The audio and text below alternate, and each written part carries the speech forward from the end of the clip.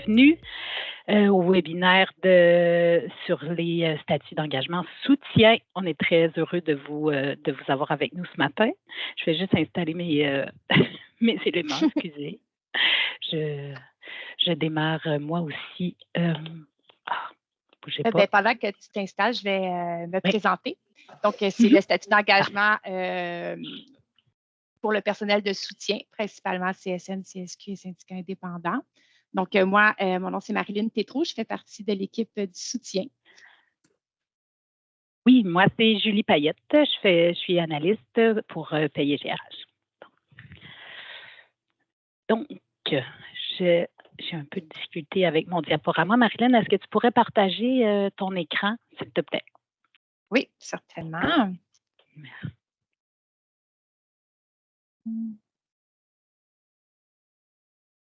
Oh, le partage n'est pas.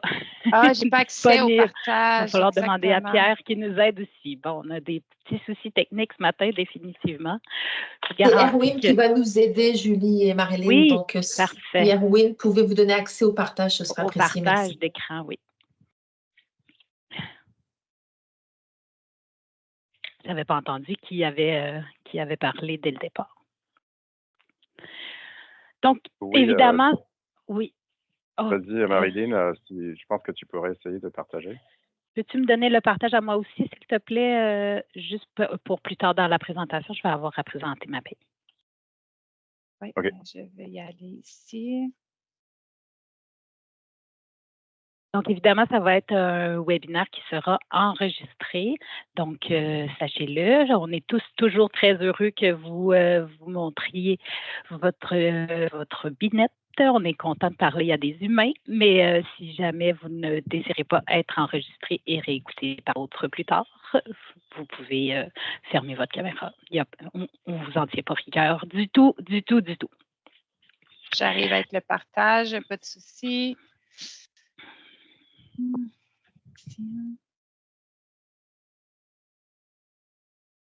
Ici. Peux-tu te mettre en mode diaporama, s'il te plaît? Oui, excusez-moi. Ça va être plus agréable à regarder. Et voilà. Donc, allons-y pour vrai. Les présentations sont faites. On vient se placer, évidemment, aujourd'hui, on va parler des travaux de statut d'engagement. Il y en a une portion qui s'adresse à tous, puis une portion qui s'adresse particulièrement à CSN, CSQ et aux syndicats indépendants, tous soutien évidemment. Tout ça est lié à la version 2.34. Vous avez reçu hier la première version 2.34. Présentement, on ne peut l'installer qu'en environnement test. C'est important que vous preniez compte de cette information-là. La version 2.34 doit être installée après la remise à zéro. Et donc, j'imagine que la majorité d'entre vous n'êtes pas rendus là dans votre environnement réel. Donc, tous les tests, tout ce qu'on va parler aujourd'hui peut se tester dans un environnement test. Puis, on va venir replacer un petit peu. Pourrais-tu aller à la slide 4, Marilyn, s'il te plaît? Dans l'ordre, celle juste après celle-là. Parfait. Je voulais juste rectifier un peu pour clarifier le courriel d'hier. Je sais que ça a amené quelques questions. La 2.34 peut être installée en environnement test seulement pour le moment, tant et aussi longtemps que dans votre environnement réel, votre remise à zéro, votre changement d'année budgétaire n'a pas été effectué parce que la 2.34 s'installe après le changement d'année budgétaire. C'est la même séquence en environnement test.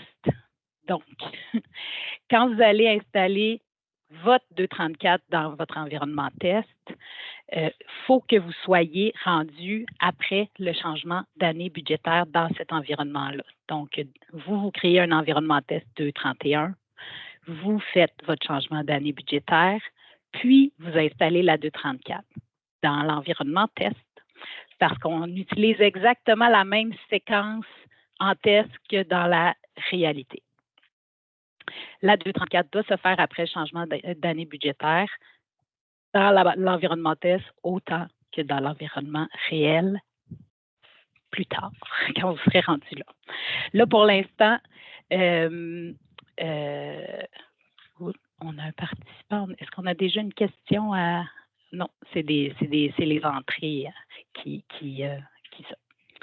Donc, est-ce que cette portion-là est claire pour tous?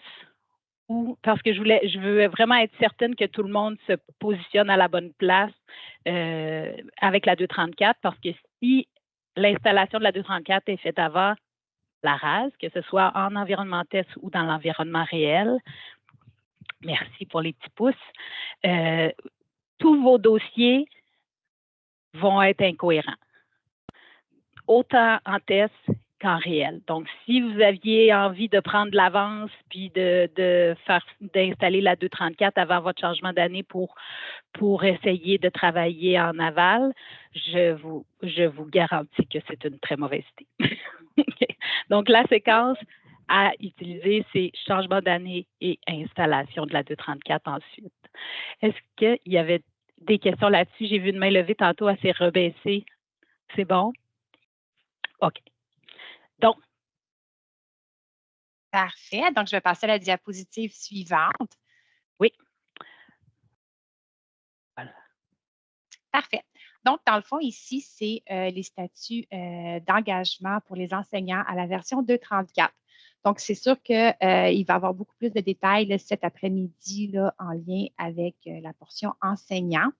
Mais quand même, en gros, on voulait quand même prendre le moment de vous dire là, que pour l'ensemble, dans le fond, on a l'arrivée d'un nouveau E2. Donc, on a vraiment un changement de vocation à ce niveau-là.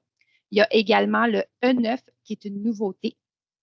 Le E6 et E7, dans le fond, on avait la notion du 20 jours. Maintenant, c'est plus ou moins, plus de 10 jours ou moins de 20 jours. Donc, c'est vraiment ce qui est changé à ce niveau-là. Et puis, pour la FAE, dans le fond, il y a le E4 qui se trouve à être aboli. Et puis, on a également l'ajout du concept E5 au secteur jeune. Merveilleux. Ici, les statuts d'engagement pour les professionnels. Oh, excusez-moi. Ici, au niveau des statuts d'engagement pour les professionnels, ce qu'on est venu faire, c'est qu'on est venu fermer tous les statuts qui étaient déjà désuets. Donc, maintenant, on avait une date, la notion d'effectivité, donc on pouvait venir se permettre de faire ce ménage. Donc, c'est ce qu'on a fait ici seulement. Au niveau des statuts d'engagement, dans le fond, la version 234, on est venu, dans un premier temps, fermer également les statuts qui étaient déjà tous désuets. Au niveau de la FTQ, il n'y a pas de changement. C'est vraiment là, au niveau du CSN, CSQ, syndicat indépendant, qu'en lien avec la réforme, qu'on a des modifications majeures. Donc, tous les statuts déjà existants viennent prendre fin au 30 juin 2024. Et on a la création de 4 nouveaux statuts au 1er juillet 2024. Donc, c'est le SN, SO, SP et SR.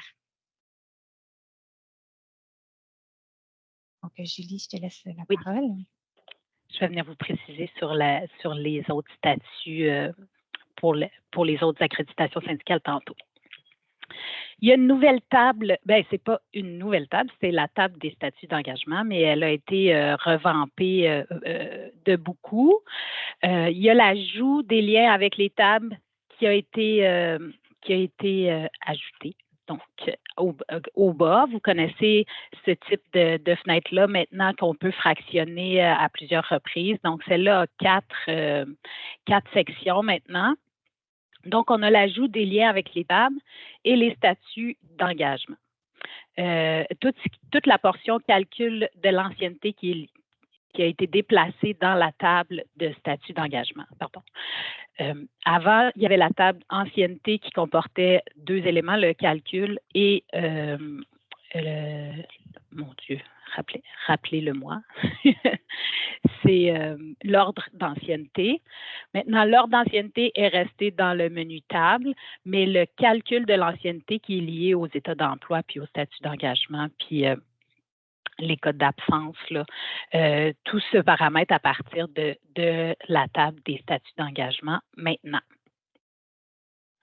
Tu peux passer à l'autre slide.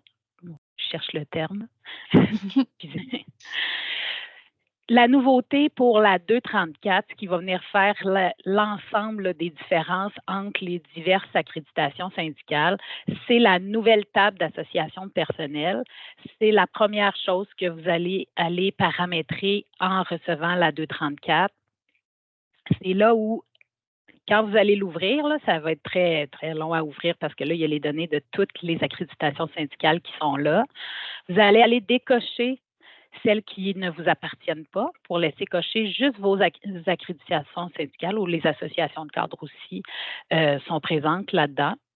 C'est ce qui va venir faire le travail pour exclure des types de statuts d'engagement selon votre accréditation syndicale. Parce que quand vous allez recevoir la table des statuts, peu importe votre accréditation, tous les statuts sont listés à l'intérieur. Par contre, en sélectionnant vos accréditations syndicales, à ce moment-là, ça va venir exclure les statuts auxquels vous n'avez pas le droit ou plus le droit, et ça va empêcher le système de vous les offrir dans la création d'emplois ou autre, là. Si jamais vous avez une modification d'accréditation syndicale ou la modification d'un paramétrage autre, vous pouvez retourner dans l'outil filtre de cette table-là et afficher les accréditations syndicales qui étaient inactives. Puis là, à ce moment-là, vous pourrez rechanger vos crochets de place, mais ce n'est pas quelque chose qu'on paramétrise très souvent, là, de changer complètement d'accréditation syndicale pour un de vos secteurs, mais ça peut arriver. Donc, l'option est là, mais à partir du moment où vous les avez sélectionnés, après ça, quand vous allez ouvrir la table, il va y avoir juste vos accréditations syndicales qui vont être là. Vous allez aller pouvoir paramétrer directement. C'est un peu moins lourd à charger aussi, donc ça vous sauve du temps. Cette table-là est crucial dans les travaux de statut, essentiel à paramétrer en numéro 1 une fois la 234 installée. Autant dans vos environnements tests, c'est ce qui va vous permettre de pouvoir commencer vos travaux et vos révisions. Voilà, cette table. Parfait. Donc, on va... Oui, vas-y, Julie. non. Vas-y. On serait rendu, dans le fond, à la fin de la partie commune. Donc, est-ce qu'il y aurait quelques questions d'ordre général que vous avez là, à ce moment-ci? C'est sûr qu'il ne faut pas oublier qu'on va rentrer en détail là, ce qui est CSN, CSQ, syndicat indépendant dans la partie 2. Mais oui, on a une question de Lydia. Lydia Gagné. Oui, Lydia Gagné, vas-y. Est-ce que son micro est ouvert? Ah, je dois l'autoriser, excusez-moi. Oui. C'est la première fois que je fais un webinaire, donc j'apprends. Donc, je vais autoriser le micro à Lydia. Vas-y, Lydia, est-ce que tu peux parler? Oui. Moi, je me questionnais parce qu'on avait un courriel disant qu'on avait accès dans le logiciel, le secteur logiciel, là, mais moi, je n'ai rien ce matin. Là. À la 234? Oui, pour faire des tests, là. Il disait d'aller dans le logiciel Grix, là, mais moi, je n'ai aucune nouvelle application. Là. OK. On va envoyer la question, puis on va vous revenir si on a des détails. Je vais me permettre, Julie, est-ce que Mme Gagné fait partie des OS hébergés? Oui. OK. Donc, Lydia, avez-vous reçu de la part de M. Drolet le plan de match concernant les OS hébergés avec la date d'effectivité? Oui. Puis, il disait qu'on n'avait rien à faire, que ça allait être ajouté au centre de logiciel Grix. OK. Bien là, à ce moment-là, je vais faire le suivi de mon côté avec M. Drolet et on va vous revenir. Ça vous va? Oui, merci. Parfait. Donc, Viviane, on a Chantal Lévesque qui dit qu'elle a la même problématique. Donc, s'il y a d'autres personnes qui ont le même souci, juste dans les hébergés, me fournir l'information, je vais faire le suivi avec mon collègue et on va vous revenir rapidement. Un grand merci à vous. OK. Donc, oui, on a des questions. On a des questions qui rentrent également. Oui. Allons-nous recevoir de la documentation pour effectuer ces changements? Oui, tout à fait. Définitivement. Parfait. On m'a confirmé que ce serait fait demain pour les OS hébergés. Idem chez nous, rien de notre côté. Parfait. OK. Donc, je pense que pour l'héberger, ça semble généralisé. Je pense que Sylviane va nous revenir avec une réponse ou sinon, M. Drolet directement. Donc, je crois qu'il n'y a pas d'autres questions, donc on va pouvoir enchaîner. La documentation elle va suivre incessamment. Là, elle est en révision finale, donc je vais vous en présenter beaucoup aujourd'hui. Vous allez avoir accès aussi à la présentation comme telle, parce qu'on a mis, vous allez finir par me connaître, je mets toujours un peu trop d'infos dans les présentations parce que j'aime mieux que vous repartiez avec au moins ce que vous avez déjà vu en tête. Mais donc, la plupart des étapes vont être là, mais les guides vont venir, puis des tableaux résumés aussi. Donc, vous allez avoir accès à tout ça très bientôt. Très bientôt, là. Je veux pas dire aujourd'hui parce que je ne voudrais pas mettre de trop de pression sur tous mes collègues, là, mais ça va ressembler à ça. OK. Est-ce qu'on peut continuer à l'autre? Oui, exactement. Donc, la partie 1 commune des affiliations est terminée. Donc, la partie 2 va vraiment concerner l'accréditation syndicale CSN, CSQ et syndicats indépendants. Donc, je vais juste répondre à Patricia parce que oui. Il y a une petite question. Quand vous allez être en environnement test en 231, vous devez effectuer vos calculs jusqu'à la fin de l'année. Vous pouvez pratiquer vos travaux de fin d'année budgétaire. Vous n'êtes pas obligé de transmettre à IPOS, mais vous allez terminer vos payes jusqu'à la fin d'année, faire votre changement d'année en banque test en 231 et ensuite installer la 234. C'est vraiment la séquence à suivre. Ça va être exactement la même séquence dans la banque réelle quand vous serez rendu là dans la vraie vie. Mais en banque test, vous devez suivre la même séquence. Donc, une banque test en 231, vous calculez jusqu'à la fin de l'année. Vous pourriez prendre une banque test un peu réduite. Là. Vous n'êtes pas obligé de prendre l'ensemble. OK. Bon, ben là, à ce moment-là, il faut voir ça avec M. Drolet, là, pas si vous êtes hébergé. Mais en temps normal, si j'ai bien compris, il va vous donner accès à un environnement test. Donc, à ce moment-là, vous pourrez calculer votre dernière paye, puis ensuite passer au changement d'année budgétaire. Puis à la 234. Je ne le répéterai jamais assez puisque c'est excessivement crucial dans vos étapes. OK. N'hésitez pas à reposer d'autres questions. S'il faut que je la répète, la séquence, je vais la répéter, je vous le garantis. Il n'y a aucun problème avec ça. On va passer aux étapes. On va rentrer en détail, dans le fond, pour les accréditations CSN, CSQ et syndicats indépendants.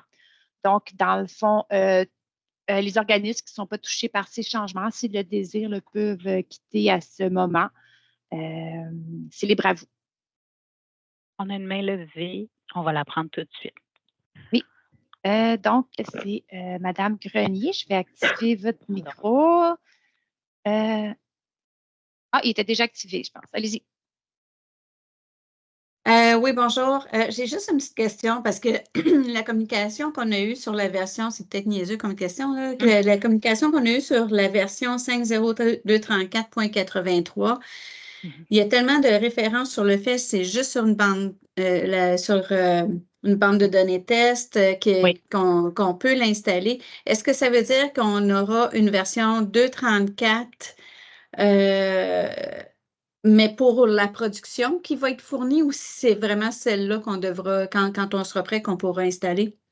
La même que vous allez pouvoir installer. Il y a des ajouts qui s'en viennent quand même. Là, je vais vous en parler un peu, mais c'est la même version que vous allez avoir à installer. C'est juste que la version ne peut s'installer uniquement qu'après votre changement d'année budgétaire. Et à ce que je sache, personne n'a encore changé d'année budgétaire dans les organismes scolaires en date d'aujourd'hui. Donc, vous ne pouvez pas installer la 234 dans votre environnement réel tant et aussi longtemps que votre changement d'année budgétaire n'est pas fait dans votre environnement réel. Est-ce que c'est clair? C'est pour ça qu'on vous permet de le faire en banque test complètement parce que là, vous pouvez truquer l'univers puis vous rendre après votre fin d'année budgétaire en banque test. Est-ce que ça a répondu à votre question? Est-ce que le micro a été coupé? Non, je n'y ai pas touché. Okay. Est-ce que, Mme Crenier, est-ce que ça répondait à votre question? Ah, ben oui, elle dit que son micro a été coupé. OK. Ah. Bon. Donc, on a une autre question là, de Mme Nobert. Oui. Bonjour, Nancy. Est-ce que vous pouvez... Oui, est-ce que vous m'entendez? Oui, on vous entend. Je pense que ça rejoint une question que j'ai vue passer un petit peu dans le clavardage. Là, si je comprends bien, là, la nouvelle version en banque test, là, si je comprends bien, il faut faire tout le travail comme si on était en réel pour changer d'année.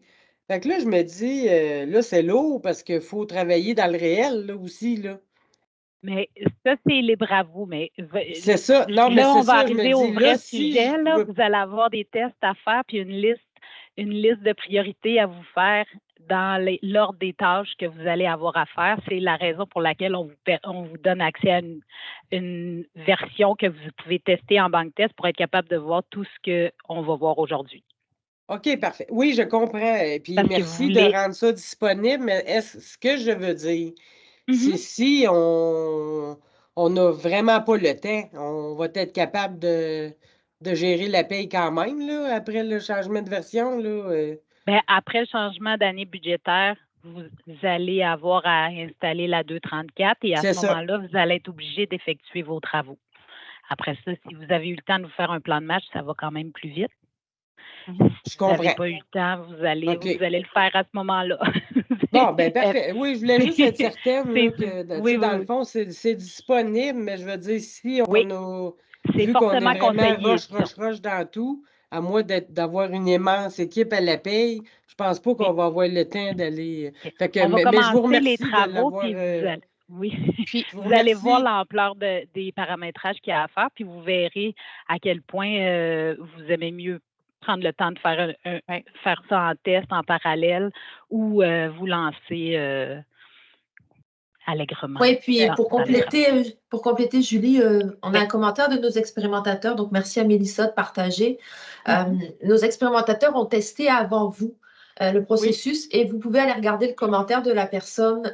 Très important de le faire, même si vous n'avez pas le temps. On sait que c'est très difficile pour vous. C'est une période très chargée, mais on voulait vous donner la possibilité justement d'anticiper les problèmes qui pourraient survenir à la première paye de l'année 2024-2025 en vous donnant accès à une base de données test pour être en mesure de bien finaliser vos processus et faire une paye conforme au 1er juillet 2024-2025. Donc, c'est demandant, mais comme vous le dit Mélissa, ça va vous aider pour la suite d'être en mesure d'avoir fait des tests en préalable pour corriger certaines anomalies qui pourraient survenir.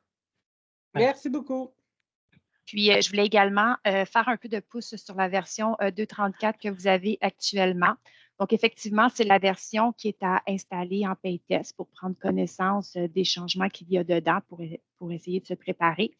Par contre, c'est sûr que s'il y a une signature, il y aura livraison d'une nouvelle version. Donc, tant si longtemps qu'il n'y a pas de signature, ça va être vraiment la version à considérer. Et après votre changement d'année, tous les travaux, vous allez installer la 234 que vous avez présentement. Toutefois, s'il y a signature, il va y avoir une nouvelle livraison de version. On va continuer dans les travaux maintenant. Puis, si jamais il y a d'autres questions, vous pouvez les écrire dans la conversation pour le moment. Puis on essaiera de vous répondre là à mesure. Mais on va commencer dans les travaux parce qu'on a peu de temps pour l'ensemble des éléments à voir aujourd'hui. Parfait. Donc, je vais passer à la diapo suivante. Donc, ici. Oui. Comme le disait si bien ma patronne, Sylviane, il y a quelques instants, la priorité du chantier des statuts d'engagement, c'est réellement d'être capable de vous établir un plan de travail.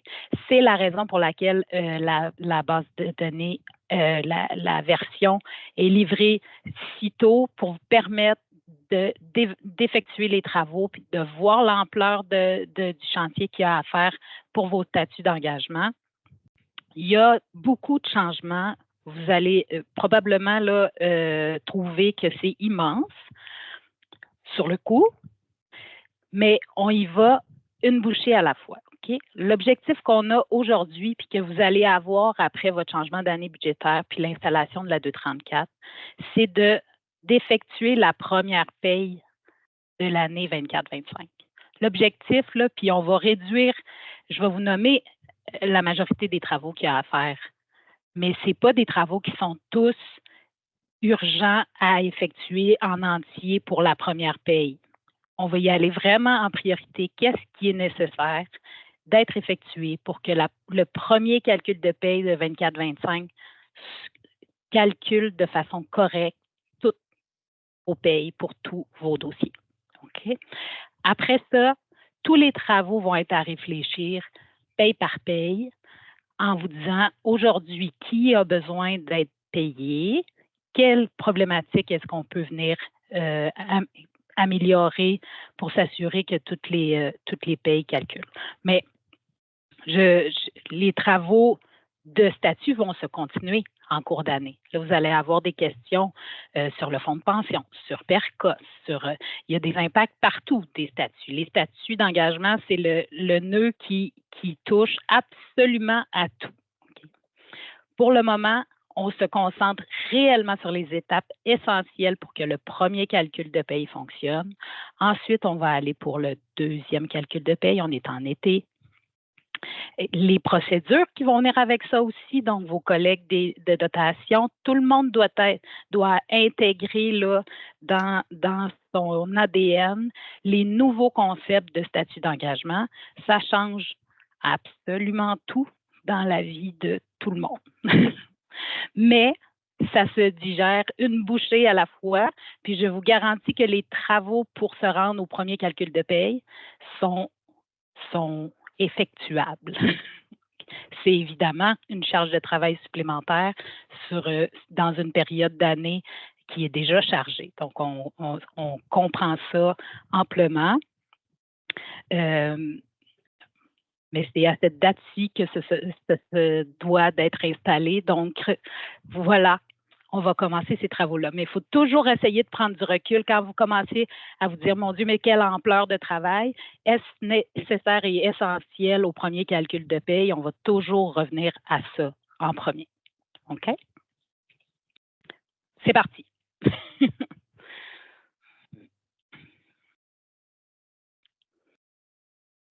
Oui, on va orienter les questions dès maintenant parce que les questions peuvent venir de partout. Comme je vous ai dit, là, il y en a qui vont toucher des sujets qu'on ne touchera pas aujourd'hui, qui vont venir plus tard dans l'année ou plus tard dans ma présentation aussi. Donc, on va essayer de diriger les questions vers le clavardage le plus possible. À la fin, on pourra y répondre. Il y a une question-réponse qui va être livrée après cette présentation-là, en même temps que la documentation. Puis, il y a plusieurs questions. Tout ce qui est interprétation des statuts. Nous, on est le fournisseur informatique qui faisons le pont entre l'information qu'on a eue du ministère et vous. Donc, il y a plusieurs questions d'interprétation qui vont devoir être posées pour lesquelles on n'aurait possiblement pas de questions. Donc, si vous les mettez dans le clavardage, on va évidemment aller chercher la réponse. Sinon, ben, vous pouvez aussi communiquer directement avec eux s'il y a d'autres questions d'interprétation qui vous viennent. Puis nous, on va prendre toutes les questions d'application, de paramétrisation et autres qu'on va fournir les réponses soit dans la foire aux questions ou si vous avez une question d'application particulière chez vous, n'hésitez pas à ouvrir un billet dans Espace Client. Ça va nous faire plaisir de vous accompagner pour une petite portion, une grosse portion, l'ampleur, faire le plan de match. Ben, il est ici le plan de match, là. Mais on peut tout réviser avec vous aussi dans votre fin d'année budgétaire où ça se trouve. On peut vous accompagner là-dedans. Donc, n'hésitez pas. Voilà. Parfait. Donc, on a les nouveaux statuts d'engagement que je vous disais, dans le fond, SN, SO, SP, SR. Donc, je crois que vous avez déjà reçu l'information. Mais en gros, maintenant, seuls les emplois réguliers de plus de 20 heures mènent à la permanence. Et puis, on a la fin de transition de statut. En le fond, on y va vraiment avec la prédétermination au préalable du plus ou moins de 6 mois.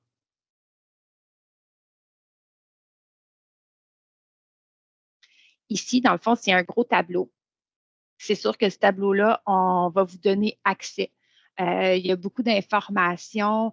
Tout ce qui est en lien avec les avantages sociaux, c'est détaillé, tout ça. Donc, c'est vraiment un tableau qui va venir vous aider au niveau de vos travaux à effectuer à long terme. Donc, on va vous le rendre disponible. Vous allez pouvoir le consulter beaucoup plus facilement là, que ce que vous voyez présentement là, à l'écran. C'est vraiment un immense tableau, là, fait qu'on ne vous le présente pas au complet en détail, puis c'est excessivement détaillé. On va vous montrer un autre tableau qui va venir vous en résumer les principaux éléments. Oui. Celui-là, ici. Donc, le tableau va vous être fourni, là, le grand, où vous allez voir le détail vraiment de la transition de chacun des statuts, puis de chaque avantage social qui est lié à ça. Dans les changements de statut se trouve une mesure transitoire parce qu'il y a des gens qui avaient un régime d'absence qui se retrouvent avec des avantages sociaux monnayés selon les critères du nouveau statut d'engagement. Ces personnes-là sont ceux qui transitent en SO ou en SR en partant d'emplois qui auraient été en plus de 6 mois ou en régulier S2, qui se retrouvent avant, on était à plus ou moins de 15 heures. Maintenant, on est à 20 heures. Donc, il y a des emplois qui se sont séparés en 2 statuts d'engagement, puis ceux qui étaient avec un plus petit nombre d'heures arrivent sur un statut qui donne des ASM plutôt qu'un régime d'absence. Est-ce que je suis claire? Vous avez le détail ici. La mesure transitoire a lieu du 1er juillet 2024 jusqu'à la fin de la période de paye qui inclut le 3 janvier. Donc, évidemment, dans la période de fin d'année fiscale, va arriver de la nouvelle information pour les étapes de la fin de la mesure transitoire. OK? Donc, pour l'instant, on va gérer le début de la mesure transitoire pour eux. Puis, quand on sera rendu à la fin, on vous fournira de nouvelles informations qui vont vous aider dans les étapes de la fin de la mesure transitoire pour les SO et les SR qui avaient, eux, autrefois, un régime d'absence. Donc,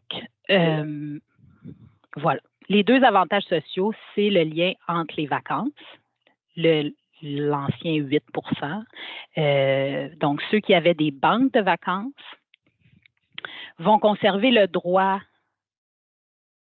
d'effectuer le plan de vacances qui sont prévus pour l'année 24-25. Donc, ils vont pouvoir utiliser leur banque de vacances courantes au cours de 24-25, mais vont recevoir un ASM de vacances en compensation du fait qu'il ne cumule plus de vacances pour l'année prochaine. Sur les jours où ils prendront des congés pour vacances, ils n'auront pas droit à l'ASM de compensation, évidemment. Sinon, ce serait avoir des vacances sur des vacances. OK?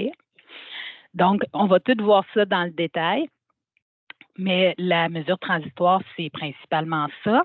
Et ces personnes-là vont conserver leur régime d'absence jusqu'à la fin de la mesure transitoire au complet. Donc, assurance salaire, banque de maladie, ils conservent ça puisqu'ils l'avaient avant. À partir de janvier, là, on va arriver avec des ASM seulement qui viennent compenser les avantages sociaux. Donc, évidemment, c'est les articles 5.1, 5.2, 5.3 de l'ancienne convention qui sont conservés jusque-là. Ensuite, c'est la fin de cela. Donc, évidemment, ils vont changer de taux à l'assurance emploi aussi, mais ils vont recevoir un 12,13 de compensation. La mesure transitoire ne s'applique en aucun cas à de nouveaux employés qui débutent en 24-25, évidemment, puisqu'ils n'avaient pas de régime d'absence dans leur emploi. La mesure transitoire s'applique uniquement à ceux qui changent de statut d'un emploi avec régime d'absence à un emploi sans. Une nouveauté aussi qui est importante de marquer, tous les emplois permanents qui avaient une banque de maladies monnayables, certains organismes avaient c'est pas une habitude, là, j'allais dire habitude, mais avait la règle de donner des banques à 100% à des employés qui avaient à partir d'un certain pourcentage, 75% et plus, et c'était conventionné ainsi. La protection sur les banques n'existe plus, donc toutes les banques de maladies monnayables doivent être au prorata du pourcentage poste à partir du 1er juillet 2024. Donc, dans la procédure, vous allez voir qu'il y a le paramétrage à aller valider pour vous assurer de pouvoir prorater correctement vos banques de maladie. C'est quelque chose que vous pourriez prendre en note d'aller corriger juste avant votre changement d'année budgétaire, ce qui vous sauverait l'étape d'avoir à réinstaller vos banques de maladies monnayables si vous aviez l'habitude de donner certaines banques à 100% à une catégorie d'employés qui n'avaient pas 100% de poste. Voilà pour le résumé de la ligne de temps. Parfait. On a des questions dans le clavardage pour le moment en lien avec ces éléments-là. Oui, exactement. On en a. Oui, effectivement, des statuts se répètent parce que puisque la transition entre les statuts est à 20 heures et plus et moins de 20 heures, la majorité des statuts se séparent en deux. Donc, il y a une portion qui s'en va dans un... attendez que je vous en donne un exemple. Disons le S2.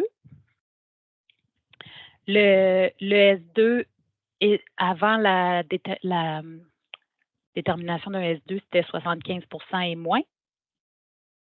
Maintenant, la ligne pour déterminer un poste, c'est 20 heures et plus. Moins de 20 heures. Oui. Donc, bon. Oh, quelqu'un a ouvert son micro. On a eu un petit soupir de compréhension. Donc, j'essaie de me calculer, là. Je sais pas. Avant la transition d'un S1 à un S2, c'était 26,25 heures. Maintenant, c'est 20 heures. Donc, il y en a pour qui il y a des S2 qui vont en SN, qui sont 20 heures et plus, puis il y a des S2 qui étaient à moins de 20 heures, qui sont allés en SO. C'est la nouvelle nomenclature. C'est pour ça que les S2 qui étaient à plus de 20 heures en 23, 24, eux vont conserver leur régime d'absence, leur banque de maladie, il y a un statut régulier aussi, leur permanence. Puis ceux qui étaient à moins de 20 heures vont transiger sur le SO, qui lui a droit aux ASM, aux avantages sociaux monnayés et non pas en nature. C'est pour cette raison-là qu'il y a une mesure transitoire aussi, parce que puisqu'on vient séparer des statuts en deux, bien, il y en a qui avaient droit avant à des régimes d'absence qui n'auront plus droit là, dans l'avenir.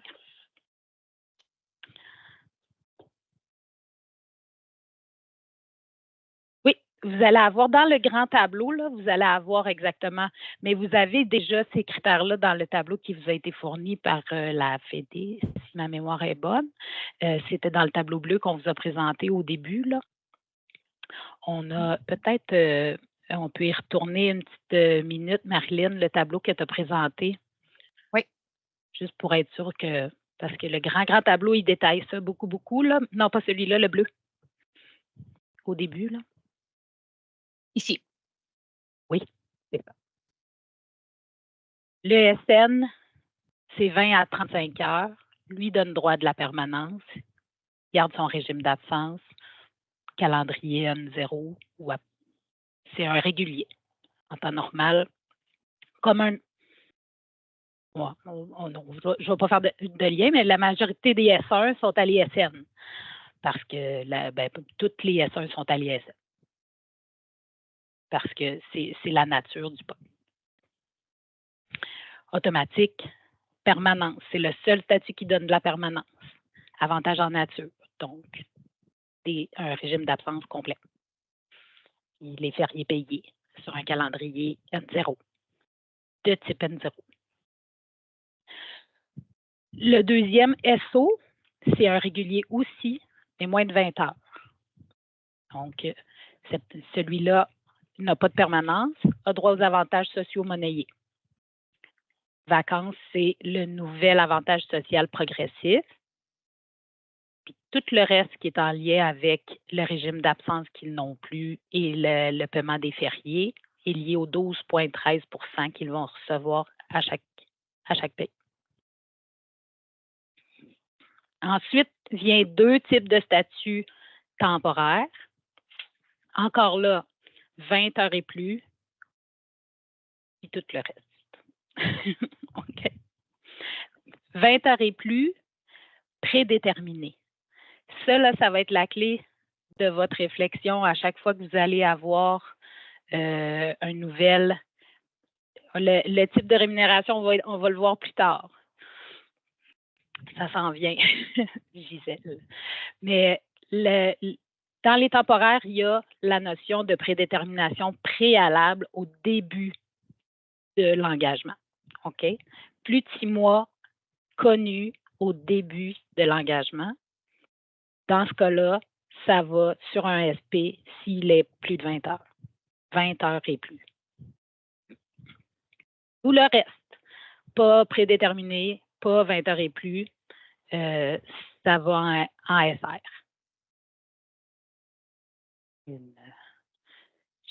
J'ai une acceptation de salle d'attente dans le visage, excusez. OK. Donc, tout le reste vont avoir des avantages sociaux monnayés périodiques, les vacances et pour les bénéfices marginaux. Le prédéterminé plus de 6 mois, 20 heures et plus, lui a droit à des banques, a le droit aux fériés, a le droit à l'ensemble de là. Est-ce qu'on est clair là-dessus? Tout le monde me suit encore? OK. Donc, SR, c'est pour remplacement à la pièce et surcroît. Tout ce qui n'est pas régulier, ce qui ne donne pas accès à de la permanence, puis qui n'est pas prédéterminé 6 mois et plus, 20 heures et plus. Donc, 6 mois et plus, mais de 10 heures par semaine, SR. OK. On peut retourner où est-ce qu'on était? Oui. On y va. Est-ce que tout le monde me suit? Est-ce que je peux avoir quelques petits pouces en l'air? Si ça va, oui. OK. Merveilleux. C'est sûr que c'est vraiment un grand changement là, dans vos façons de réfléchir. C'est important que la dotation soit intégrée dans vos réflexions. Parfait. Donc, ça, c'est vraiment ici les étapes du chantier des statuts d'engagement avant la première paye de 24-25. Donc, on a la paramétrisation des statuts. On a exécuté le script SQL 1146 qui, lui, vient faire la modification des statuts dans des emplois au 1er juillet 2024. On a la correction des emplois. Il y a des éléments principaux. L'ajustement également des avantages sociaux. Donc, ça, c'est vraiment les 4 étapes, mais on va vous les détailler là, dans les prochaines diapos. La paramétrisation des statuts. Vous allez avoir, je l'ai présenté tantôt, là, la nouvelle vue sur la table des statuts d'engagement qui maintenant a le lien avec toutes les tables reliées à elle pour vous simplifier la vie là, pour l'accès direct. Il y a un outil qui s'en vient pour vous aider dans la paramétrisation de toutes vos tables de décentralisation. Parce qu'on sait, les statuts, ça se trouve à plusieurs endroits dans la paye. Donc, toutes vos tables de décentralisation, là, il y a un outil qui s'en vient vraiment bientôt, que vous allez être capable de tester en banque test. Il va venir vous aider à faire la transition des anciens statuts. Là où il y a la même chose que la transition qu'on a vue tantôt dans les tableaux, là où il y a un SN, un S1, ils vont venir mettre un SN. Donc, ils vont faire le lien de la transition des statuts pour vous dans les tables de décentralisation. Mais c'est important pour vous là, de vous assurer que vous avez compris qu'est-ce qui se doit d'être créé dans chacune de vos tables pour chacun de vos statuts. C'est le début de votre plan de match pour vous assurer que le premier calcul de paye se passe bien. Les tables de décentralisation, c'est crucial parce que c'est lié, entre autres, aux paiements qui ont déjà été saisis dans la paye. On va y revenir plus tard. Donc, c'est important que les travaux soient faits en lien avec ces tables-là avant le premier calcul de paye. Et pour ça, il y a un outil qui s'en vient. Va pouvoir vous aider à ce niveau-là. Passez chacun des liens avec les tables, mais assurez-vous de penser. Tu peux passer à la slide suivante. Excuse-moi, je suis partie sur mon discours, mais c'est ça. Je suis partie sur mon discours, mais j'avais mis plus de détails ici. Priorisez toujours l'impact sur la paye numéro 1, puis ensuite l'impact sur la paye d'été. Vous avez vos profils de confidentialité qui sont liés à vos statuts d'engagement aussi. Assurez-vous de vous donner accès dans la banque test là, pour commencer. Ça va vous aider. Après ça, qui va devoir vous aider en priorité? Votre équipe, les ressources humaines vont en avoir accès. Après, est-ce qu'il y a des secrétaires dans des écoles, des centres? Pensez à vraiment prioriser paye par paye qui va avoir besoin de quoi. Puis, venez faire le lien avec vos tables en ayant ça en tête, toujours. Donc, les premières que j'ai pensées, mais PERCOS va être à relier, là, mais PERCOS, c'est pas demain. OK? Donc, vous pouvez le mettre dans votre liste. Il va en avoir beaucoup des choses comme ça à penser, mais priorisez vraiment paye numéro 1, paye numéro 2, l'été, en septembre, qu'est-ce qu'il vous faut. OK? Je vais juste prendre un moment là, pour confirmer parce qu'on nous pose la question dans la conversation. Donc, c'est vraiment la partie qui touche le CSN, CSQ et les syndicats indépendants. Donc, on ne va pas aborder là. Définitivement, Mme Tousignan, vous ne deviez pas être là au début de la rencontre, mais on a bien précisé que c'était la fin de la partie commune et vous pouvez. Pitié, ne vous mêlez pas. Vous pouvez vous quitter sans inquiétude, sans aucun problème. Oui, définitivement. Excuse-moi de t'avoir interrompu, Julie. Non, pas de problème. Vaut mieux préciser que de mêler tout le monde. Pas de problème. Je passe à la diapo suivante. Oui, s'il te plaît. OK. Dans la table des statuts, il y a le calcul d'ancienneté qui a été déplacé à cet endroit-là. Vous allez devoir paramétrer vos nouveaux statuts aussi. Pour le moment, il n'y a pas d'outils en développement pour ça. Par contre, chez nous aussi, on est allé en ordre de priorité. La table de calcul de l'ancienneté sur les nouveaux statuts va être utile à la fin de l'année 24-25, puisque le calcul de l'ancienneté que vous allez faire dans vos étapes de fin d'année présentement sont sur les anciens statuts, les anciennes dates. Donc, c'est essentiel. Évidemment, vous devez paramétrer cette table-là, mais ça n'entre pas dans les urgences à paramétrer pour la première paye. Voilà. Donc, la table des statuts, là, c'est vraiment les liens avec les tables. Puis, assurez-vous de faire ça dans l'ordre. Pour la décentralisation, l'aide s'en vient. Les profils de confidentialité, je vous conseille de les faire rapidement, mais vous n'êtes pas obligé de toutes les faire en banque test, mais vous pouvez commencer à faire la liste de qui devra les avoir en priorité quand vous serez dans l'environnement réel. OK.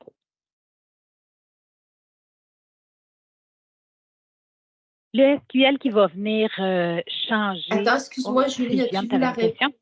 Non, en fait, pour compléter ce que tu viens de dire, nous avons l'information qu'une aide pour les profils de confidentialité s'en vient aussi. Donc, important de le nommer présentement. On a un petit plus à vous annoncer. Voilà. Alors, il y a du développement à chaque minute chez nous aussi. Donc, tout le monde essaie de développer le plus d'outils possible, mais avec le temps qu'on peut. Donc, merveilleux. Merci beaucoup, Sylviane. On aura donc pour ça aussi. Donc, tant mieux. C'est encore plus simple cette portion-là. Là. Vous pouvez vous concentrer sur les autres tables, réviser lesquelles chez vous a une importance plus grande. Mais les principales vont avoir été effectuées. Donc, avec nos futurs nouveaux outils qui s'en viennent. Le SQL 1146, c'est celui qui va venir faire les modifications dans les références d'emploi au 1er juillet de tous vos dossiers soutien. Okay. Le SQL, vous allez pouvoir voyons, où je m'en allais avec ça. Excusez. Vous allez pouvoir voir dans le rapport, voilà. Je vais vous le montrer, le rapport qui va vous sortir de ça. J'ai eu droit à un merveilleux exemple. Je vais te prendre le partage de petites minutes, Marilyn. Je te le relaisse dans pas long du tout. Donc, vous allez avoir accès à une liste complète. Là, c'est une base de données très, très, très, très, très réduite, mais la liste, le rapport de votre SQL va vous lister tous les emplois qui ont été modifiés de statut. Et ce que je veux que vous preniez en compte, c'est les statuts d'engagement rejetés par le traitement. Je vais y revenir plus tard, mais ça va être votre priorité dans le traitement. En temps normal, c'est des emplois qui ont été déterminés, qui sont en type de rémunération mon Dieu, je vais reprendre ça, qui sont en type de rémunération sur pièce, mais qui s'en vont sur un statut SN. SN, je vous l'ai dit tantôt, régulier, plus de 20 heures. Donc, ce statut-là, on s'attend à ce qu'il soit automatique. Je ne crois pas qu'il y ait tant de cas que ça qui va vous sortir, considérant que la majorité des SN proviennent des S1, mais il pourrait y avoir là, des S2. Il y a quand même quelques statuts autres là, qui transitent vers un SN qui pourrait être à la pièce chez vous. À ce moment-là, ça serait vraiment les priorités à réviser. Le traitement, s'il y a des paiements sur pièce dans l'emploi, va se faire pareil à la paye 1. Si vous le laissez sur pièce et que on va revenir à ton partage, Marilyn. OK. Le type de rémunération ne va pas impacter votre paiement. Tu peux passer à la slide suivante.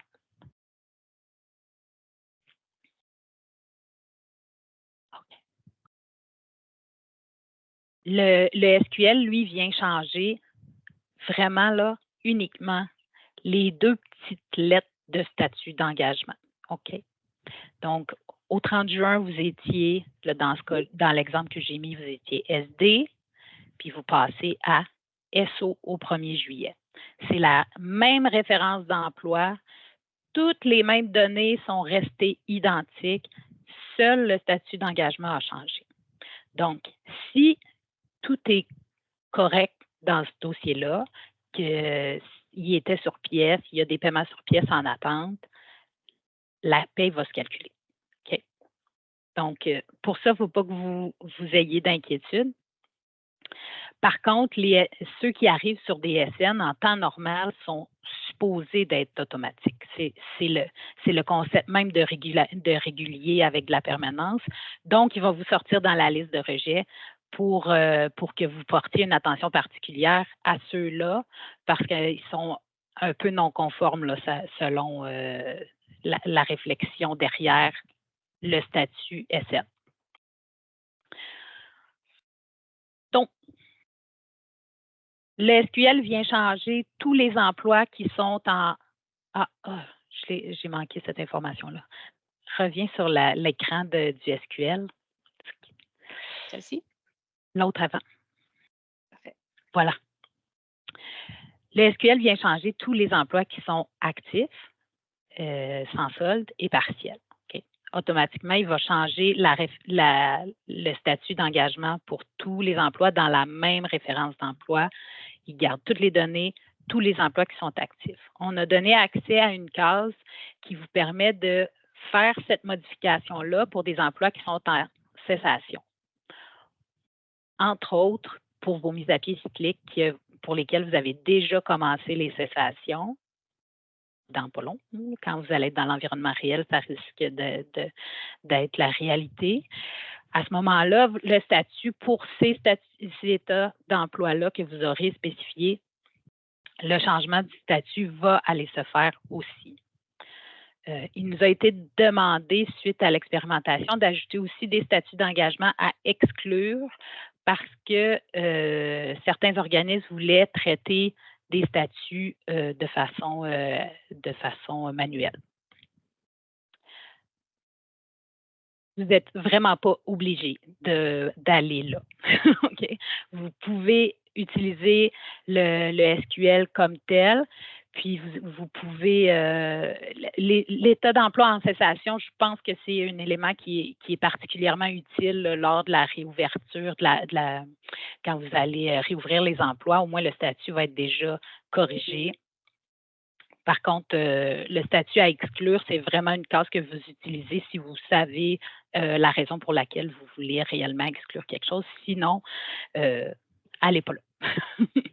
C'est bon? C'est disponible, mais c'est absolument pas obligatoire. Julie, on a une main levée de M. Sainte-Marie. Je ne sais pas si tu veux poursuivre. On va attendre à la fin, oui, parce que là, le temps file. On a vraiment beaucoup de travaux à voir, puis les mains levées. Par contre, si c'est possible de l'écrire dans le chat, la conversation, pardon, pour l'anglicisme, ça va nous faire plaisir de suivre les réponses. Parfait. Donc, on vous revient, M. Sainte-Marie. Donc, je reviens à la diapositive ici. OK. L'impact positif de conserver la nouvelle référence, c'est pas quelque chose, la même référence d'emploi, c'est pas quelque chose qu'on fait souvent. Habituellement, quand on ouvre un nouvel emploi, un nouveau statut, c'est bien spécifié de changer de référence d'emploi. Puis là, on est venu conserver ça. C'est vraiment pour venir sécuriser votre première paye de l'année en conservant la même référence d'emploi. Les paiements qui sont déjà enregistrés dans cette référence d'emploi-là passeront au calcul une fois vos tables de décentralisation bien ajustées, si vous êtes passé par là. Les paiements d'absence aussi sont en lien avec l'emploi, donc la référence d'emploi, si vous avez installé des invalidités, peu importe tout ce qui a été rentré dans les générateurs, vont pouvoir se générer à la première paye. Puis, le type de rémunération reste inchangé aussi. Donc, on n'est pas venu forcer des éléments pour vous. Vous gardez le contrôle sur chacun de vos emplois. Après, on aura un ménage à faire. Un ménage à faire, on en reparlera plus tard, mais pour sécuriser la première paye de 24-25, c'était la façon la plus efficace d'y arriver. Vos séances d'affectation aussi. Les séances d'affectation ne sont pas touchées par le changement de statut, entre autres, on est venu conserver la même référence d'emploi. La réflexion derrière vos séances peut-être, là, par exemple, là, mais ça, c'est une portion pour la dotation. On passe à l'autre? Oui. OK. Donc, les travaux principaux à effectuer à partir du moment où vous avez mis à jour vos tables sont la correction des rejets du SQL, que je vous ai montré tout à l'heure, puis la correction des groupes de paye, les calendriers qui sont affectés à chacun des emplois pour nous assurer que les avantages sociaux soient versés à la bonne place, considérant qu'on a un avantage social qui est lié au paiement des fériés, entre autres. C'est un des plus gros chantiers que vous allez avoir à faire là, avant votre première paye, c'est la validation, la vérification des groupes de paye par statut d'engagement.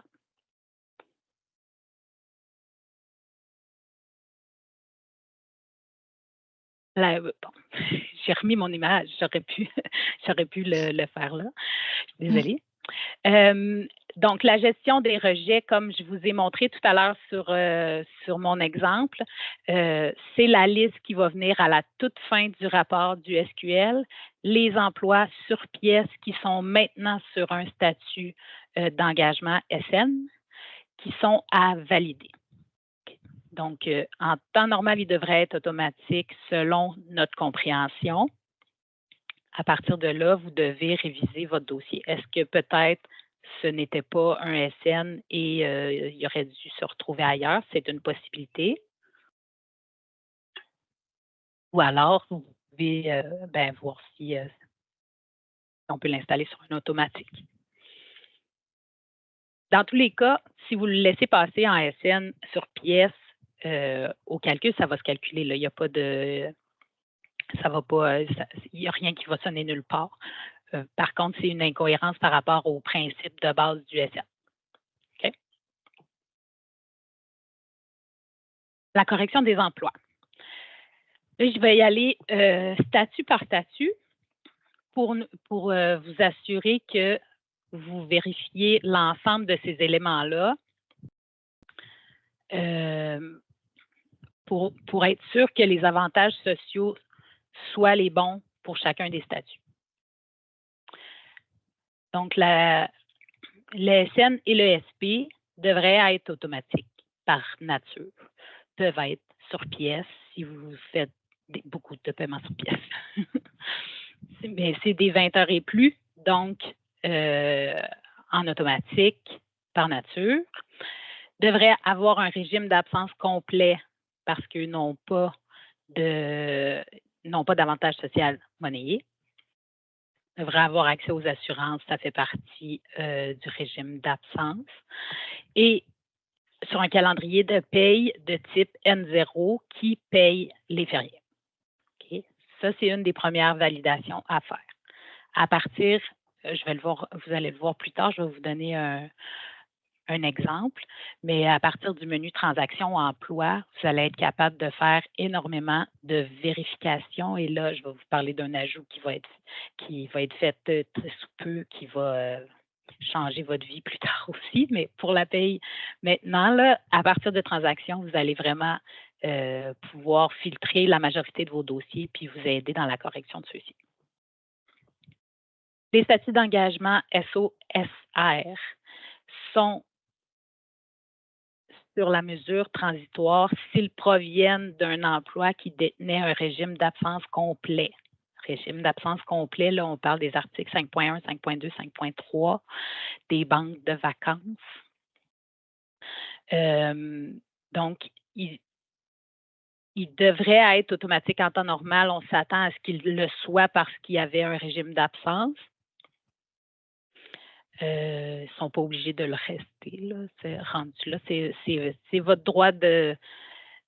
Nous, on vous dit c'est quoi la nature du poste, mais après ça, le type de rémunération, c'est plutôt votre droit de gérance. Ceux-là ont droit à l'application de la mesure transitoire. Ils doivent donc tous être jusqu'à la fin de l'année fiscale, la fin de la paye qui inclut le 3 janvier 2025, doivent être sur un calendrier de paye de type N0 pour lesquels les fériés sont payés. Ça va vous aider. Tous ces travaux-là de calendrier, oui, la présentation va être fournie à la fin. Assurément, vous allez avoir les tableaux aussi en précis. Là. Où en étais-je? Voilà. Ceux qui sont sur la mesure transitoire doivent être sur un calendrier dont les fériés sont payés. Tous les travaux sur les calendriers doivent être faits avant qu'on puisse venir ajuster les avantages sociaux. Comme ça, SR est à la pièce ou automatique selon la provenance qu'il avait au 30 juin. Pour le moment, on ne fait aucun travail sur les types de rémunération là, à court terme. OK. Les SOSR qui proviennent des statuts qui ne détenaient pas de régime d'absence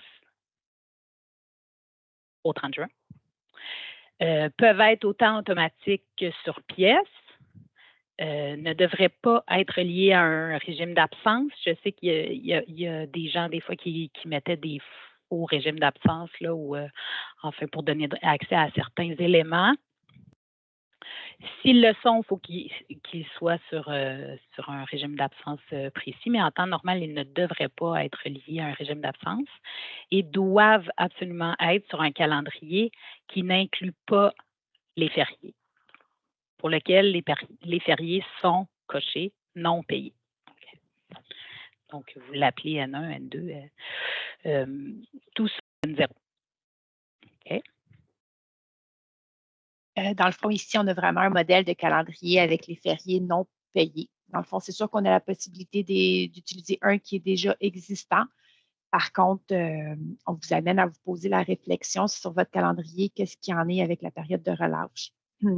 Donc, voir si elle est coupée ou non et quel employé devrait l'avoir coupée ou non. Donc, c'est vraiment ces cas-ci qu'on vient compléter. On a notre calendrier avec les fériés non payés. Oui. C'est pas impossible que vous finissiez avec 3 calendriers non enseignants au minimum. On voit souvent dans le cadre des services de garde un calendrier avec les fériés non payés qui inclut une semaine de relâche non payée. Par contre, ce calendrier-là ne pourrait pas s'appliquer à des employés dans des services, par exemple des employés de soutien dans des services, même les secrétaires d'école, eux ont droit habituellement à la semaine de relâche. Donc, en temps normal, dans le nouveau concept, vous devriez avoir au minimum un calendrier avec les fériés non payés qui inclut la relâche. Voilà. Si vous faites la création d'un nouveau calendrier, évidemment, si vous avez besoin d'aide, vous pouvez écrire un billet à Espace Client. On peut être là pour vous accompagner en tout temps. Mais je vais juste vous rappeler que si vous créez un calendrier nouveau là, pour votre nouvelle année pour s'assurer d'être correct avec les nouvelles procédures. Il faut créer le 23-24 et le 24-25 parce que les calendriers de paie doivent couvrir l'année fiscale complète de 2024. C'est vrai, merci Julie. Ça me fait plaisir, je le rappelle, ça va faire moins de billets pour toi. Oui, j'oubliais de le mentionner. OK. Donc, comme je vous disais tout à l'heure, dans le menu de transaction emploi, vous avez vraiment l'ensemble des données qui vont vous permettre de filtrer chacun des statuts avec les groupes de paye pour venir voir qui est sur quoi en date du 1er juillet et lesquels devraient changer de groupe de paye. Donc, c'est possible que vous ayez des catégories d'emploi complètes à changer, puis d'autres qui sont toutes parfaitement adaptées. Mais 2 emplois à créer? Non. Je n'ai pas compris, excusez. J'ai essayé de lire une question pour répondre en même temps, mais je n'ai pas compris la question. Donc, on va les répondre après. Oui, c'est ça. Donc, pour chacun des statuts, vous pouvez y aller un par un, par groupe, là, selon le calendrier qu'ils peuvent aller. Vous avez l'accès au groupe de paie, puis vous avez accès à la présence ou non de régime d'absence, où vous pouvez y aller filtrer par régime d'absence. Donc, vous avez tout à votre disposition pour débuter vos travaux. Puis c'est là où l'établissement de votre plan de travail va être le plus important parce que la paramétrisation des tables, c'est quand même beaucoup, mais il y a beaucoup d'outils de développer. Là, pour les groupes de paye, il y en a pour qui ça va être quelque chose de très, très simple parce que la provenance est assez déjà faite, mais il y en a pour qui ça va être un travail quand même un peu plus gros. Puis avant de commencer l'installation des avantages sociaux, c'est crucial que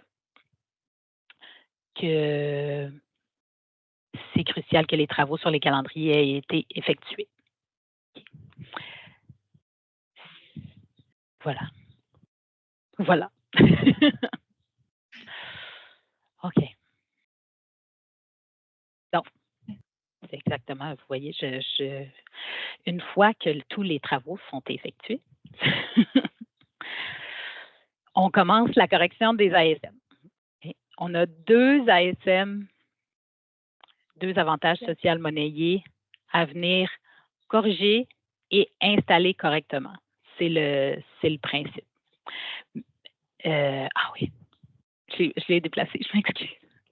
On va commencer par le plus simple, là, comme ça, on va s'en débarrasser. Puis, pour vous, en sachant cette information-là en date d'aujourd'hui, ça va probablement vous aider à vous positionner dans vos étapes de fin d'année aussi. Je suppose, après, vous faites ce que vous voulez. La banque de maladies monnayables au prorata pour les SN et les SP, c'est les 2 seuls statuts qui possèdent des banques à ce moment-ci, mais tous ceux qui ont des banques qui vont passer en mesure transitoire aussi, là, les SR puis les SO, doivent avoir des banques proratées aussi. Donc, vous pouvez effectuer le paramétrage des banques de congés à partir de votre fin d'année budgétaire, là, avant de faire la production de fin d'année budgétaire. Comme ça, toutes les banques vont pouvoir être installées. Ça, vous avez ça, les critères de paramétrage. Tout est détaillé dans le guide, mais vous avez ça à l'intérieur des régimes d'absence. Régime d'absence, traitement des banques. Là, on est allé quelques fois cette année déjà dans cette plaquette-là, traitement des banques. Puis à droite, vous avez le paramétrage là, de toutes vos banques de congés. Vous pouvez la mettre au prorata. Comme ça, quand le changement d'année va se faire, l'installation des banques va se faire au prorata déjà pour tout le monde. C'est quand même une façon plus simple, je crois, de le faire, mais c'est libre à vous. Sinon, à partir du moment où vous allez avoir fait votre changement d'année budgétaire, il faudra venir faire la réinstallation des banques de maladies monnayables avec le paramétrage de fait pour vous assurer que les banques soient tous au prorata du pourcentage poste maintenant, plus de protection.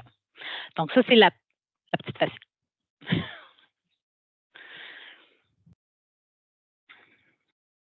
OK. Donc là, je vais reprendre ma phrase que j'ai dite trop vite tantôt. Pour les SO et les SR, on a 2 avantages sociaux, un qui représente les vacances, puis un qui représente les bénéfices marginaux. Le régime d'absence et les fériés, tout ça, ça rentre dans le deuxième. Okay? On va commencer par s'occuper de l'ASM de vacances pour commencer, puis ensuite, on va aller dans l'autre. Les étapes, premièrement, ça va être de retirer tous les avantages sociaux, 8 des dossiers d'employés de soutien. Il n'y en a plus de 8 point. Ça n'existe plus. OK? Donc, je vais vous montrer après. Là, je vais juste nommer les étapes, puis après ça, on va les voir une par une. Ensuite, on va venir créer les codes de paiement d'ASM progressif. C'est la nouvelle bébite qui arrive. Et la nouvelle production pour installer cet avantage social-là de vacances. Je ne vous dirai jamais assez à quel point vous n'installez pas ces avantages sociaux monnayés-là de façon manuelle. C'est la production qui doit venir les installer. OK? Elle va venir les installer, elle va venir les corriger au besoin. La nouvelle production, elle gère l'avantage social progressif. OK? Modifiez vos codes de paiement de vacances. Pour la mesure transitoire, toutes les personnes qui ont des banques de vacances, qui prennent une journée de vacances, ne doivent pas recevoir l'avantage social monnayé représentant des vacances sur une journée de vacances. OK? Fait qu'on vient modifier tous les codes d'absence de vacances pour s'assurer qu'il n'y a pas de versement de l'ASM sur ces journées-là. Puis, on va venir retirer la banque de vacances année prochaine. Parce qu'à partir du 1er juillet 2024, ces personnes-là vont recevoir un ASM qui représente l'accumulation des vacances qui, autrefois, s'accumulait dans une banque 16, une banque année prochaine, souvent la 16. OK. OK. Donc, l'étape 1, c'est le retrait des avantages sociaux de 8 On fait ça à partir du menu Transactions, Génération massive, avantages sociaux monnayés. Okay. Dans la paramétrisation de votre production, vous devez rentrer tous vos anciens codes de 8 Il y en a des fois, il y en a plusieurs selon les statuts, mais tout ce qui représente du 8 là, pour les employés de soutien, ça n'existe plus. Okay? Donc, on les enlève tous. Quand on les enlève, il faut venir paramétrer le mode de versement puis le type de paiement qui avait été mis initialement dans les dossiers des employés. Okay?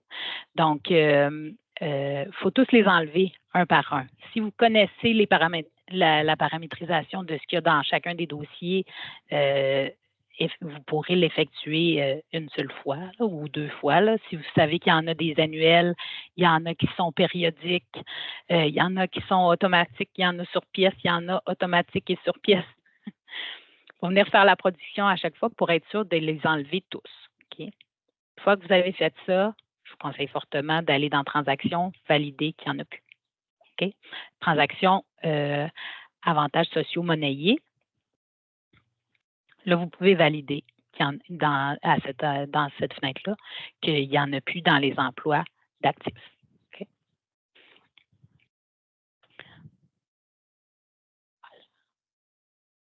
Vous allez voir, je vais vous le dire tout de suite parce que peut-être que ça va vous accrocher l'œil. Quand vous faites la production pour fermer les ASM, ça vient mettre une date de fin à l'ASM. Ça va mettre la date de fin du 30 juin si vous avez inscrit le 1er juillet dans votre production. Puis, ça crée une ligne supplémentaire au 1er juillet pour laquelle la mention retrait est inscrite à droite. Okay? Tout ça est normal. Quand vous allez passer au calcul de paye, la ligne retrait va disparaître. L'ASM va être fermée. La création des codes de paiement, L'ASM progressif a 6 paliers de progression. Vous les avez vus là, dans les tableaux 8.77 puis 9. OK. Pour ça, il faut venir créer 18 codes de paiement. Et puisque créer 18 codes de paiement, c'est quand même peu lourd, là, on est venu avec un SQL pour vous aider dans la génération de vos ASM. Vous avez 100% du détail là, dans le guide des étapes à suivre pour faut que vous rendiez le préfixe d'un endroit où vous avez de l'espace là, pour les 6 codes pour le versement de l'ASM, 6 codes de rétro année courante, 6 codes de rétro année précédente. OK.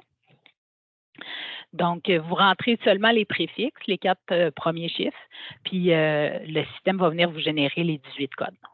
Là, vous les prenez en note parce que vous allez être obligé de les utiliser dans la production qui suit. Puis, voilà. Pour réussir à effectuer ça, les codes de paiement d'ASM de vacances ont été étendus jusqu'à 2029,99. Donc, vous le voyez en bas là, dans la slide. Vous pouvez vous rendre maintenant plus loin là, pour avoir de l'espace pour créer vos codes de paiement.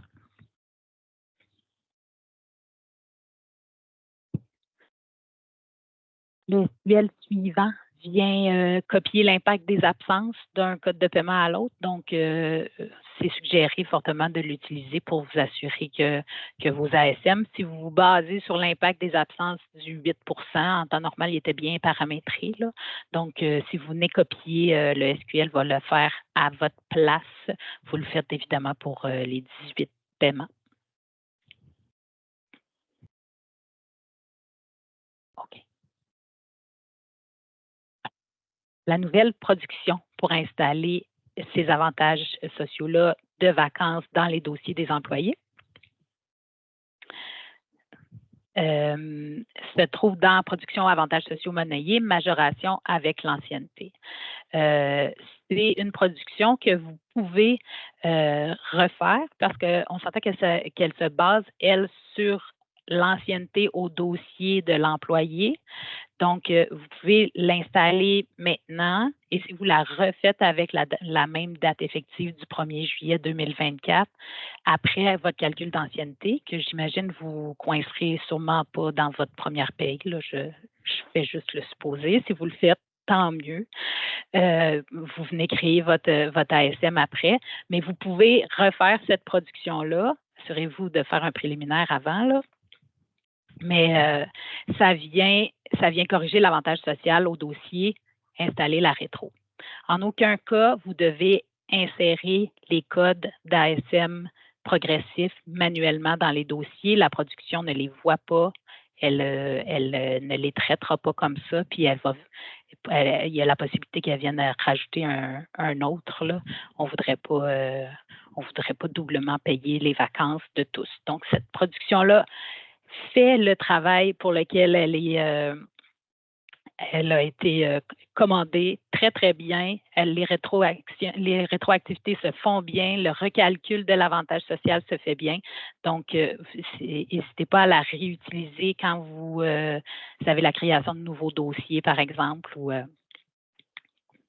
autre. Si vous voulez la réduire, après ça, vous pourrez mettre une sélection d'employés si vous ne voulez pas la repasser pour tous vos dossiers tout le temps. Mais quand il y a des réactivations d'emploi sur des statuts d'engagement qui nécessitent l'avantage social de vacances, vous pouvez la rerouler avec la même date. Voilà pour ça. La correction d'avantages social de vacances sur la prise de congés pour vacances. C'est important d'aller lister tous vos codes de paiement liés à la prise de vacances année courante et année précédente parce qu'ils ont encore accès à leur banque de vacances année précédente aussi s'il y en avait. On parle des personnes qui sont en mesure transitoire, évidemment, parce que les nouveaux SOSR en temps normal, ils n'ont pas de banque, là. Ils n'en auront plus bientôt non plus. Mais ceux qui sont dans la mesure transitoire, vous allez lister l'ensemble de vos codes de paiement qui touchent aux vacances année courante et année précédente. Puis vous allez aller dans la petite plaquette impact, absence, supplément annuel, avantage social. Tu peux aller à la slide suivante, Marilyn. Et là, vous allez venir vous allez venir saisir les 18 codes de paiement que vous avez créés pour vous assurer que peu importe le code qui est versé au moment de l'absence, ben, qu'il soit coupé. OK? Donc, quand vous allez saisir dans la case avantage social, là, vous faites insérer, vous entrez le code de paiement, puis vous laissez la case indemnisée à vide, évidemment, puis vous sauvegardez, puis vous passez à l'autre paiement. Vous faites ça 18 fois pour chacun des codes de paiement de vacances, le 1035 lié la prise de vacances. Voilà. On avait eu la question en lien avec les vacances qui provenaient de banques maladie monnayable.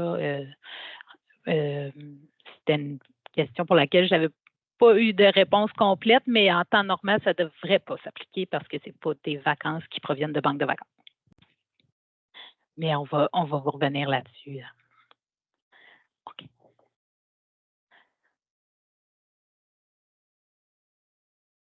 Donc là, on a fait le ménage de nos 8 %. On est venu installer nos 8,77 et plus à tout le monde. On s'est assuré que cet avantage-là ne se verse pas sur la prise de congé pour vacances. Maintenant, on doit retirer la banque 16 année prochaine de vacances, okay, pour que personne ait une double rémunération de vacances là, sur une même année. Là. Il ne peut pas accumuler des vacances puis être payé pour des vacances en même temps. OK, vous comprenez ça? C'est une opération qui est quand même un peu délicate. Là.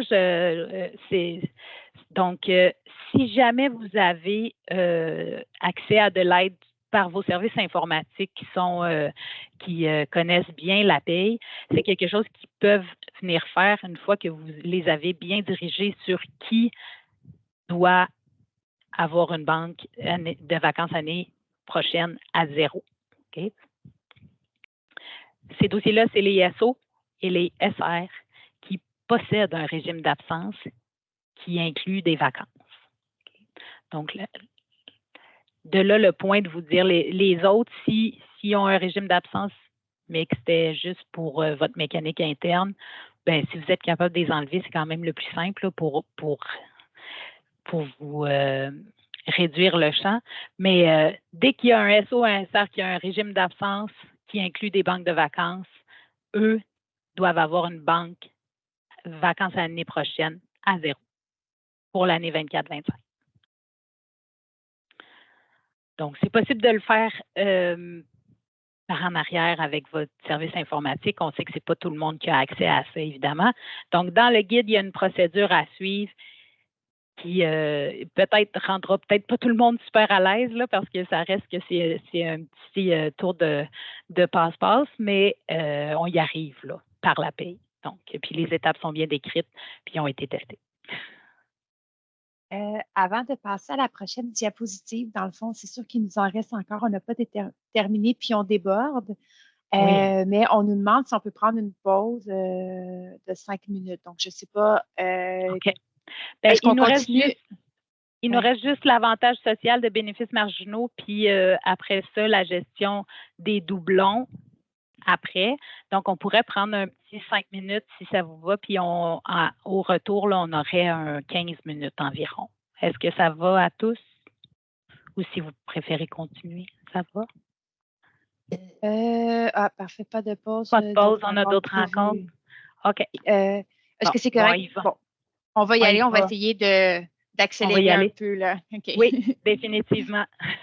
Désolée, on s'est étendu sur quelques points. OK. Oui, parfait.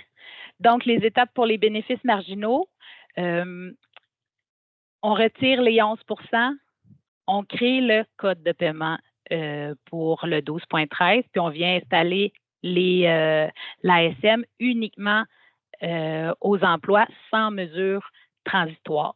Okay? Parce que ceux qui ont la mesure transitoire, ils ont un régime d'absence qui représente tout ça. Okay? Jusqu'au mois de janvier. Ça, eux, on va les gérer au mois de janvier. OK. Donc, retirer l'avantage de 11 %, c'est exactement le même principe qu'on a fait avec le 8 % tantôt. On s'assure de tous les enlever. Le 11 % n'existe plus pour les employés de soutien. On retire. OK? Donc, même principe, annuel, périodique, pièce, automatique, automatique sur pièce. Il faut tous les retirer.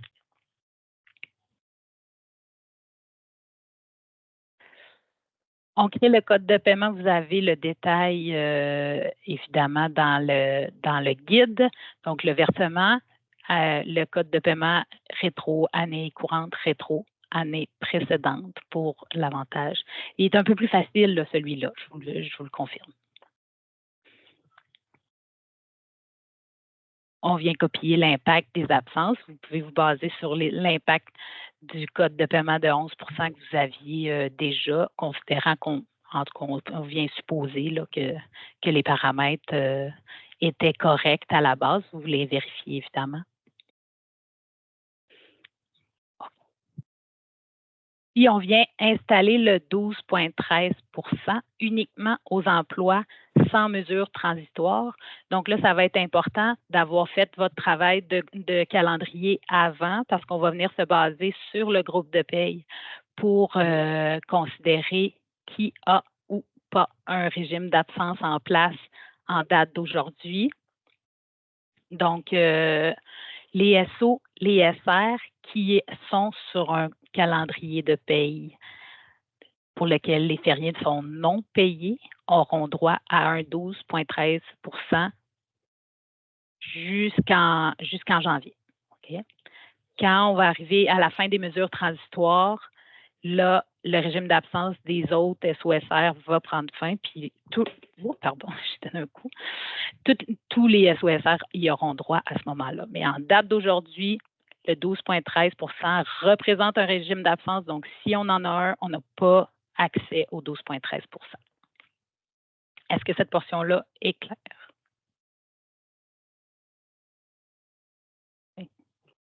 Un petit pouce, 2 pouces.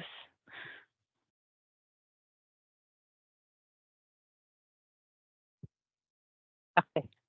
OK. Donc, les étapes après la première paye. Ça, on vient de finir là, tous les travaux pour les statuts. Là. C'est fait. OK? On a calculé notre paye, tout s'est bien passé. Si vous êtes capable de faire une paye test, c'est quand même un monde idéal pour être sûr que vous n'ayez rien échappé. Mais en temps normal, si vous avez fait tous ces travaux-là, vous êtes capable de passer au travers de la première paye 24-25 plutôt bien au niveau du côté des soutiens. Il y a encore des travaux à faire. Évidemment, il y en a plein. Okay? Mais pour la première paye, on y est arrivé, puis on est capable de passer en 24-25, puis continuer les travaux, puis lister ce qui reste à faire. Okay? Ce qui va nous rester à faire, finaliser les liens avec les tables, la table des statuts, évidemment. On revient en arrière, puis on finalise ce qui n'était pas urgent pour la première paye, on fait ce qui est urgent pour la deuxième paye. Révision des tables de décentralisation, ça, si vous avez utilisé l'outil qui va vous être livré, ça va vous sauver beaucoup. Les profils de confidentialité aussi. Réviser les procédures internes. C'est clair que là, les emplois à utiliser pour vos procédures internes doivent être modifiés pour l'ensemble de votre organisation. Vous allez faire l'ajustement de la table de calcul d'ancienneté selon les nouveaux statuts, mais comme je vous dis, là, il n'y a pas d'urgence à ça, OK? Mais il faut le garder dans notre liste de tâches à effectuer. Puis la gestion des doublons. Ça va être quand même un gros chantier pour lequel vous allez vous attaquer. Là, je vous dirais un des plus gros qu'il va avoir à faire, c'est que pour un même corps d'emploi, on va prendre l'exemple d'un employé qui avait un S3 puis un S5 ouverts dans son dossier. Ça, il y en a beaucoup là, dans vos bases de données. Par exemple, là, il y a un S2, un S3 puis un S5. Okay? Il y a un S2 qui a passé en SN. S3, S5, les deux sont passés en SR. C'est tous sur le même corps d'emploi. Fait que là, on se ramasse avec un 4284 SR, 4284 SR, puis 4284 SN. Okay? Mais les deux SR, là, nous, de façon automatique, on ne peut pas venir dire celui-là est meilleur que lui. Okay? Donc, il y a un outil là, qui est en développement qui est fantastique, qui va passer par le menu transaction. Vous allez l'avoir vraiment bientôt.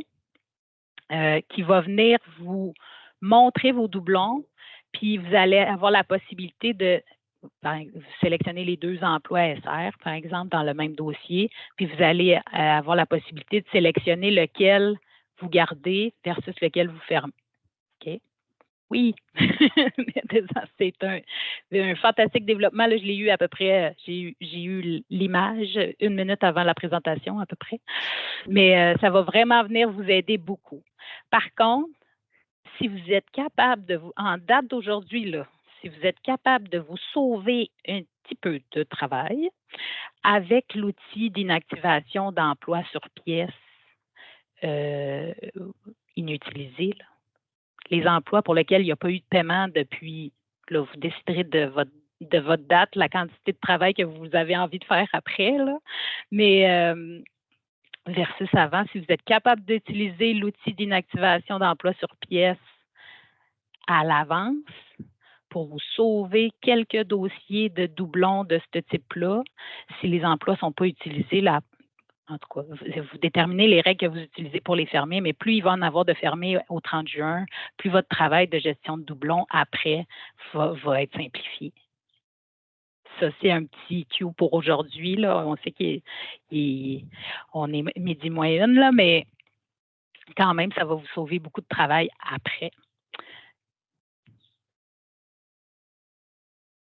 Ben non, fermer des emplois sur pièce, on peut les fermer comme à la date qu'on veut, surtout s'ils sont inutilisés. En temps normal, s'il n'y a pas de paiement dedans, Retraite Québec les voit pas. Là. Voilà. Donc, paramétrisation, le récapitulatif, on paramétrise les 4 nouveaux statuts. On fait les corrections au groupe de paye et des possibles registres. Je vous souhaite qu'il n'y en ait pas gros. J'ai plein espoir pour vous. La correction des avantages sociaux monnayés. On liste bien ces opérations pour être sûr que quand vous arrivez dans la banque réelle, vous ayez un plan de match établi vraiment clair pour être capable de suivre vos étapes et arriver à la fin d'année rapidement. Puis, vous gardez le focus, une paye à la fois, les urgences en premier pour la paye 1, puis après ça, on y va, paye par paye. Et voilà pour ma portion à moi. Oui, tu peux y aller.